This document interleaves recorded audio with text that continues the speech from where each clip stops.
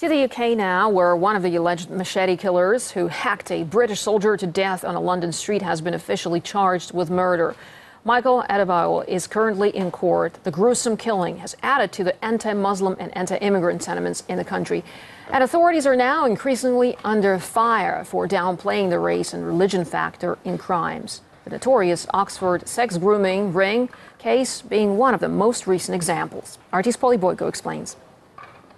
Across the country, many have been shocked at the uncovered sexual exploitation rings, first in Rochdale, then Rotherham, Derby, and most recently in Oxford. Gangs of men lure vulnerable young girls, some as young as 10, with presents in order to gain their trust.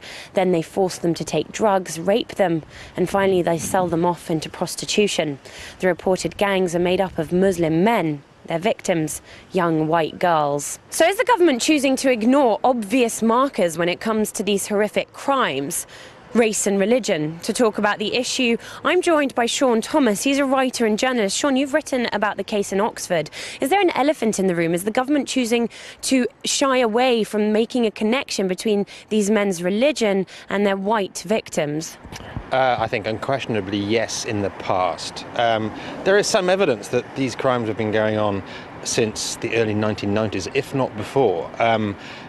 Additionally, a Labour MP, Anne Cryer, raised the issue maybe 10 or 15 years ago. And of course, notoriously, the head of the British National Party, a far-right politician, raised it in 2001 and in 2004.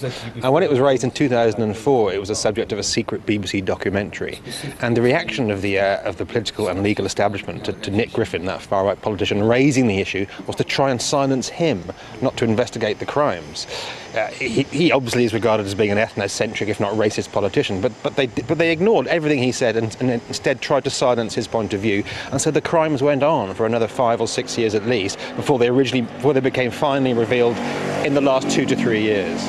You've also mentioned in your writing that it was a Muslim prosecutor driving the sentencing in the Oxford case. Do you think anybody who was non-Muslim feared being branded a racist if they looked too closely at the case? The fact that it took a Muslim prosecutor in the northwest of England to finally cut through and say, yes, there is a problem here, shows that white prosecutors, white social workers, white legal officers and white politicians were very wary of addressing the issue because they are all terrified of being associated with the BNP, with the far right, of being seen as racist. It can ruin careers if you get that label. And yet the government hasn't taken this up as an issue. Do you think it's too dangerous a can of worms to open?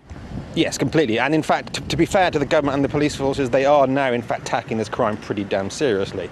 I was reading a report the other day which said there are now 54 ongoing investigations into separate Asian grooming gangs around the UK. But in itself, that is an astonishing figure. That's 54 gangs. And each of these gangs may have dozens or even hundreds of victims. So we are talking about possibly thousands and thousands of girls who've been abused, raped, and some even probably murdered in the last 20 years because this crime was ignored. I mean, it is very shocking. We have to accept that, yes, white people can also be victims of racial crimes, and I'd say these girls were such victims. Sean Thomas, many thanks for your comments. Well, there you have it. The Muslim Council of Britain is going to dedicate their next meeting to talking about how they can stamp out such cases of abuse, but we're yet to hear anything from the government on the issue. Polly Boyko, RT, London.